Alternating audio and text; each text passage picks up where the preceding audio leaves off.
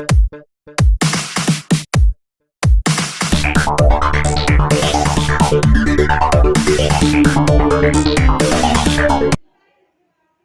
Dear students, welcome to the Phys Frame. आज हम class 12th का नेक्स्ट टॉपिक जिसका नाम है electric field due to a uniformly charged ring, इसको डिस्कस करने जा रहे हैं। तो आइए चलिए स्टार्ट करते हैं। देखिए, इसमें हमें सपोज करना पड़ेगा कि एक रिंग है जिसको हमने यूनिफॉर्मली चार्ज किया है। रिंग की कुछ रेडियस होगी और क्योंकि रिंग जो है वो क्या है, वन डायमेंशनल है, यानी कि सिर्फ और सिर्फ उसकी लेंथ है, इसलिए हमें क्या मानना पड़ेगा, उसका लीनियर चार्ज डेंसिटी भी हमें मानना होगा। तो यहां सपोज करते हैं, सपोज ए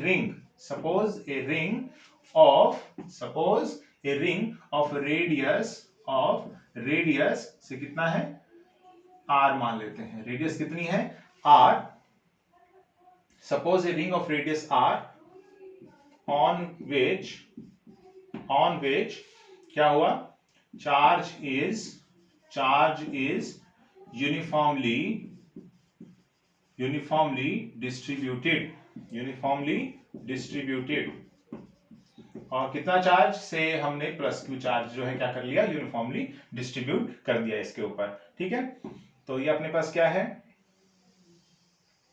रिंग है और प्लस क्यू चार्ज जो है इसके ऊपर क्या कर दिया हमने, यूनिफॉर्मली डिस्ट्रीब्यूट कर दिया हमने।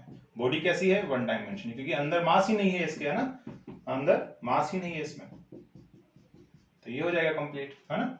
और हमें दूर किसी पॉइंट पी पर जो है हमने फाइंड आउट करना है इलेक्ट्रिक फील्ड कितना होगा due to this whole ring. ठीक है, अच्छा, प्लस क्यू चार्ज आपने इसको प्रोवाइड किया, इसका रेडियस कितना है, इसका रेडियस आर है।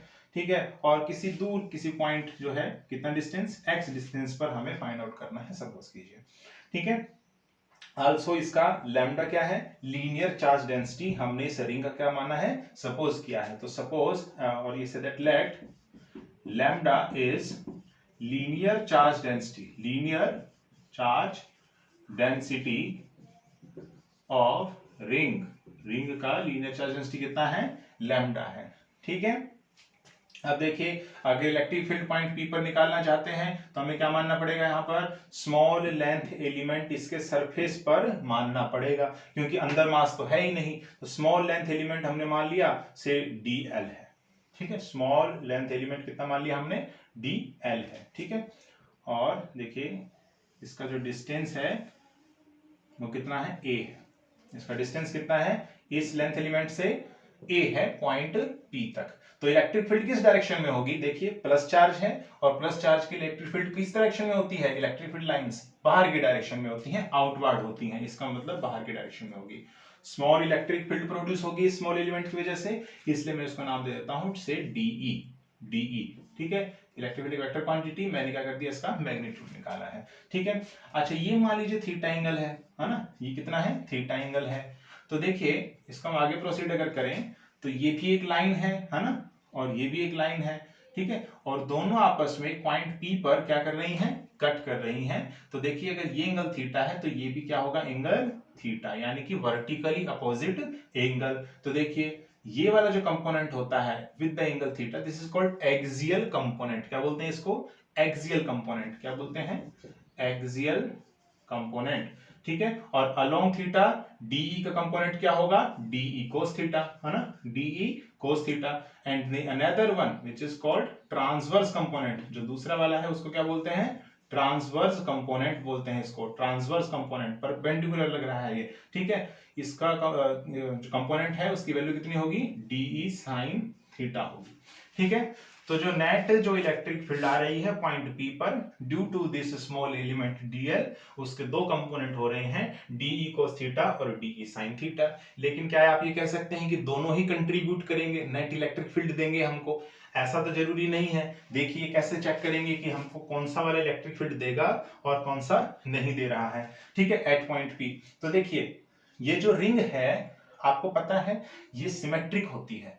ठीक है, सिमेट्रिक होती है along the X axis, along the Y axis. कैसे चेक करेंगे, देखिए आप, ये सेंटर है इसका, है ना, सेंटर पर अगर आप अलोंग दी एक्स एक्सिस देखें और इसको कट करते हैं यहां से, मान लीजिए चलिए कट कर दिया यहां से, तो देखिए ऊपर का जो पार्ट है और जो नीचे का पार्ट है आपको क्या मिलेगा, सिमिलर मिलेगा, सेम मिलेगा।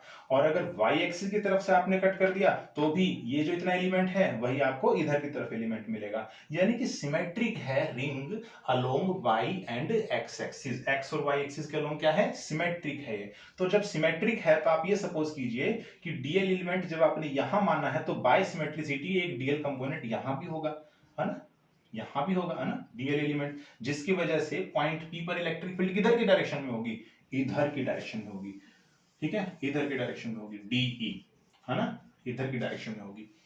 अच्छा अब देखिए यहां से ये थीटा है, बायसिमेट्रिसिटी मैंने क्या कहा, ये भी थीटा होना चाहिए, है ना, बायसिमेट्रिसिटी ये भी क्या होना चाहिए, थीटा होना चाहिए। और देखिए ये भी एक लाइन है और ये भी एक लाइन है और पॉइंट पी पर क्या कर रही है, कट कर रही है, तो ये वह क्या होगा, वर्टिकली अपोजिट एंगल हो जाएगा थीटा।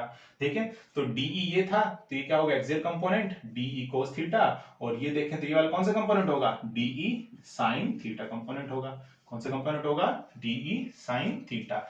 अब देखें यहां से डी साइन थीटा, इधर भी डी साइन थीटा, यानी कि मैग्नीट्यूड क्या है, सेम है, लेकिन डायरेक्शन क्या है, अपोजिट है। ये क्या लग रहा है, डाउनवर्ड, और ये क्या है, अपवर्ड। इसका मतलब रिजल्टेंट जो इलेक्ट्रिक फील्ड आएगी due to this transverse component क्या होगी, जीरो होगी। क्या होगी, जीरो होगी, क्योंकि दोनों आपस में क्या कर रहे हैं, अपोजिट डायरेक्शन में, दोनों डायरेक्शन अपोजिट डायरेक्शन में इलेक्ट्रिक फील्ड लग रहे हैं, इसलिए दोनों आपस में क्या हो जाएंगी, कैंसिल हो जाएंगी। तो नेट जो आपके पास इलेक्ट्रिक फील्ड आएगी वो किसकी वजह से आई, cos थीटा वाले कंपोनेंट की वजह से आई, cos थीटा वाले कंपोनेंट की वजह से आई। तो इस स्मॉल डीएल के लिए लिख लेते हैं एक बार। तो स्मॉल एलिमेंट के लिए, for small element electric field, small element के लिए इलेक्ट्रिक फील्ड कहां पर, एट पॉइंट P इज, ठीक है, एट पॉइंट P इज कितना हो जाएगा, DEP, है ना, DEP इतना हो जाएगा, small electric field at point P due to this small element DL, कितना हो जाएगा, ये हो जाएगा DE into cos theta, DE into cos theta.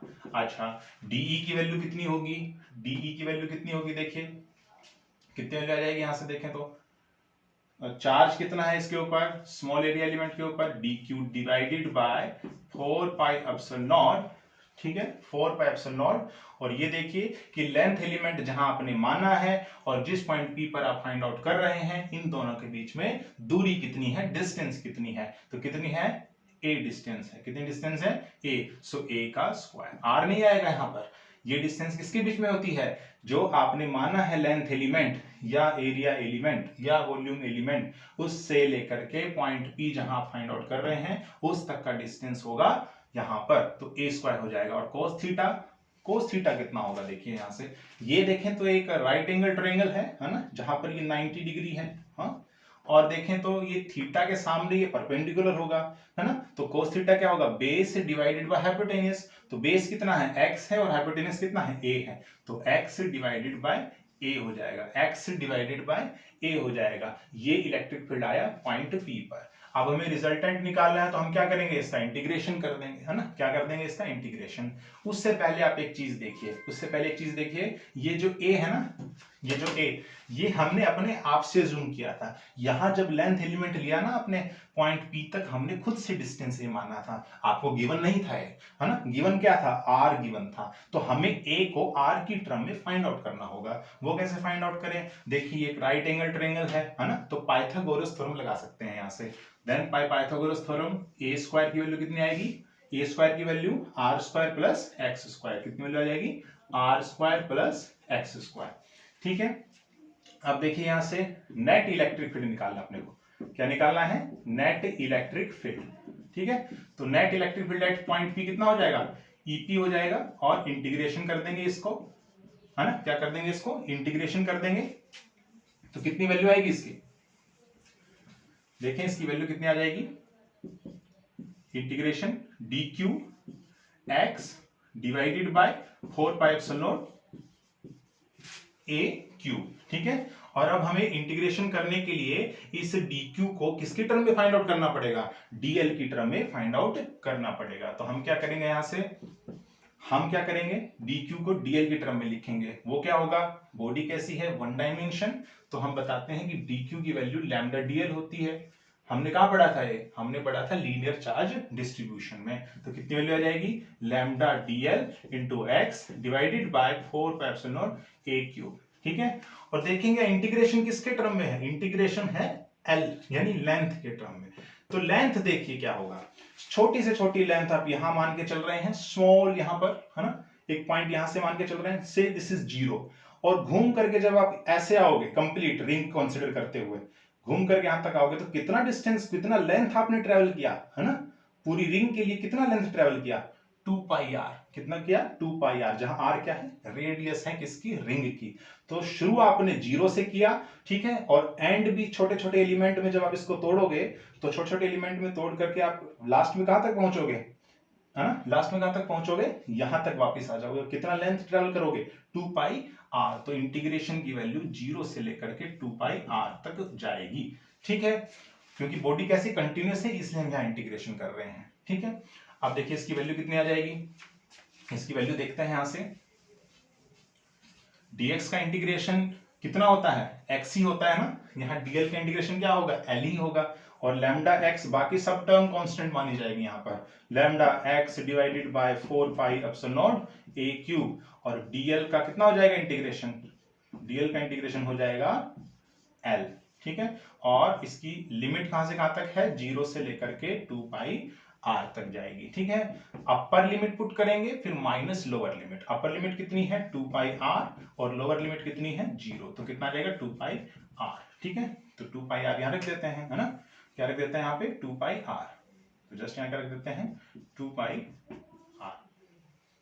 ठीक है, और देखिए lambda x divided by 4πε0 into 2πr, और देखेंगे यहां से a जो है आपको फाइंड आउट करना था, यहां से है ना, क्या फाइंड आउट करना था, a फाइंड आउट करना था।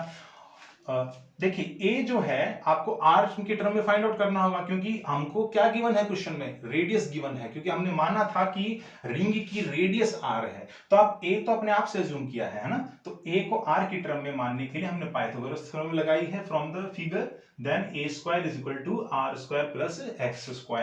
तो यहां पर अगर हम रखेंगे a² की वैल्यू, ठीक है, तो a की वैल्यू कितनी आ जाएगी, a की वैल्यू आ जाएगी under root of r² plus x², या फिर ऐसा कह सकते हैं r² प्लस x² की पावर हाफ, इसकी पावर कितनी, हाफ। तो क्यूब करना है उसका, है ना, क्या करना है अपने को, क्यूब करना है, तो कितनी वैल्यू आ जाएगी, इसकी पावर 3/2। तो ये क्या आएगा, ये क्या आया कंप्लीट अपने पास, इलेक्ट्रिक फील्ड जो जनरेट हुई है एट एनी पॉइंट। दो केस डिस्कस करेंगे यहाँ पे, लास्ट में दो केस डिस्कस करेंगे।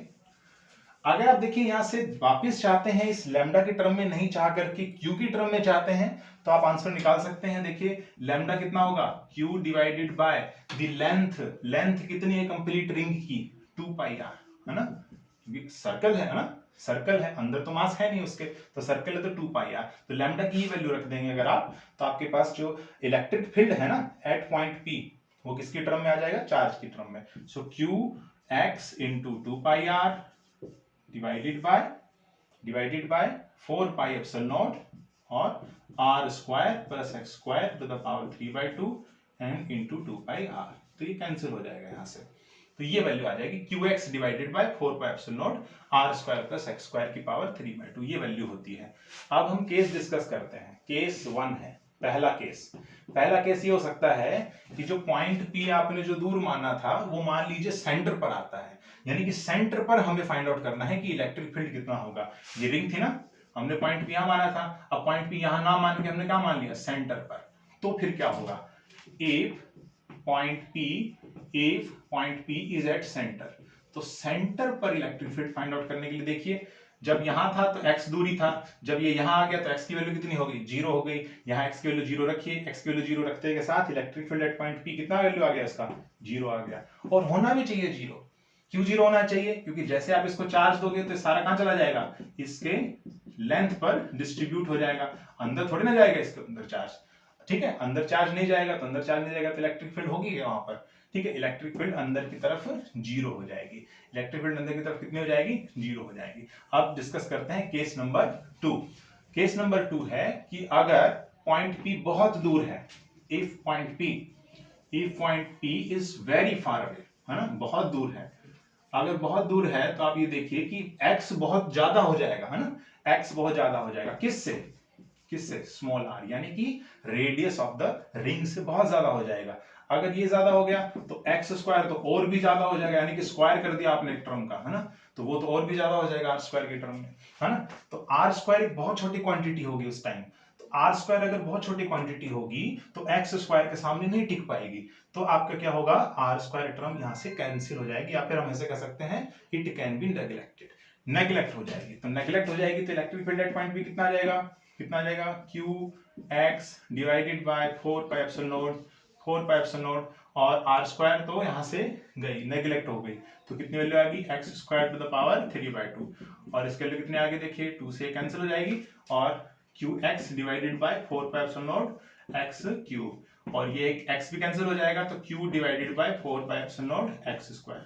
कुछ याद आ रहा है ये वैल्यू किसकी थी, ये वैल्यू थी एक सिंगल चार्ज की वजह से इलेक्ट्रिक फील्ड कहीं x दूरी पर कितनी जा रही है, ठीक है। यानी कि जब पॉइंट P बहुत दूर चला जाएगा तो रिंग किसकी तरह बिहेव कर रही है, एक पॉइंट की तरह बिहेव कर रही है, जिस पर कितना चार्ज रखा है, वही चार्ज रखा है जो आपने रिंग के ऊपर दिया है, यानी कि Q चार्ज। तो ये वैल्यू आ जाएगी, यानी कि रिंग बिहेव एज किसकी तरह, ring behave as point charge की तरह, ठीक है। तो ये आज हमने देखा electric field due to uniformly charged ring. अगर आपकी वीडियो पसंद आई है तो आप लाइक कीजिए, कमेंट कीजिए, शेयर कीजिए और चैनल को सब्सक्राइब कीजिए। आज के लिए सिर्फ इतना ही। Thank you.